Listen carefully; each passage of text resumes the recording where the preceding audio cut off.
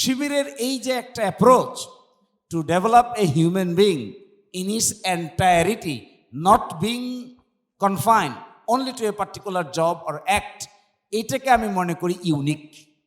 This part is unique. Otherwise আমার মতো lawyer, স্যারের মতো বিশ্ববিদ্যালয়ের শিক্ষক, ঢাকা বিশ্ববিদ্যালয়ে হাজার হাজার শিক্ষক আছেন, বাংলাদেশের লয়ার আছে প্রায় 35,000। তো 35,000 লয়ার আছে, হাজার হাজার শিক্ষক আছে, তাহলে শিবিরের এখানে ইম্পোর্টটা কি? শিবিরের ইম্পোর্টটা হলো এই কম্প্রিহেন্সিভ আন্ডারস্ট্যান্ডিংটা ডেভেলপ করার ক্ষেত্রে যে প্রশিক্ষণগুলো থাকে, যে ধরনের টিচিং থাকে, লার্নিং থাকে, ডিসকাশন থাকে, এইটা একটু, এই ডিসকাশনটা ইউনিক। এবং আমি মনে করি দিস ইজ শিবিরের সঙ্গে কর্মকাণ্ডে যুক্ত থাকলে ওই অ্যাপ্রোচটা ডেভেলপ করবে। এটাই হলো শিবিরের বাড়তি অ্যাডভান্টেজ। আদারওয়াইজ তুমি ইউনিভার্সিটির শিক্ষক হবা, আমিও শিক্ষক হব, তুমিও আইনজীবী হবা, আমিও আইনজীবী হব, বাড়তি কি হবে? বাড়তি হবে লাইফ সম্পর্কে দৃষ্টিভঙ্গি।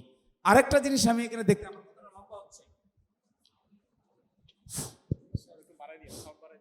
আরেকটা জিনিস, আমি একটা জিনিস তোমাকে বলি, এটা আমি দাবি নিয়ে বলছি।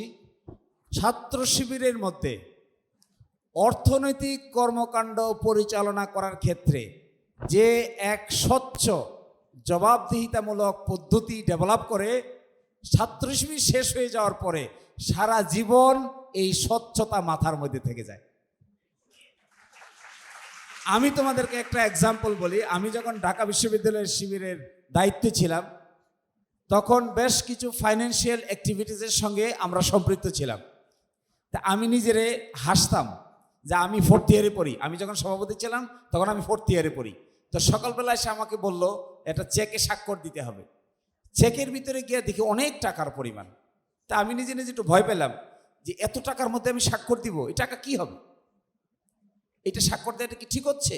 আমার মতো 4th বছর পড়ার একজন ছাত্র, আমার স্বাক্ষরে এত টাকা উঠবে, এটা তো আমার কাছে সারপ্রাইজিং। এই স্বাক্ষর দিয়ে যে টাকাটা উঠলো, এই টাকাটা যে পদ্ধতিতে খরচ হলো, এটা এমন এক ট্রান্সপারেন্ট মেকানিজম, যে মেকানিজমের মধ্যে সভাপতি হও আর সেক্রেটারি হও, কারো পক্ষে 1 টাকা তসরুফ করার কোনো ব্যবস্থা এর ভিতরে নাই। যেহেতু নাই, এখন আমরা যখন প্রফেশনে গেছি, কেউ তসরুফ করলে মাথার মধ্যে ক্লিক করে। যখন পেশায় গেছি, গিয়ে দেখি অমুক অফিসারের টাকা পয়সা চোখের সামনে নিয়ে খপ করে দেয়।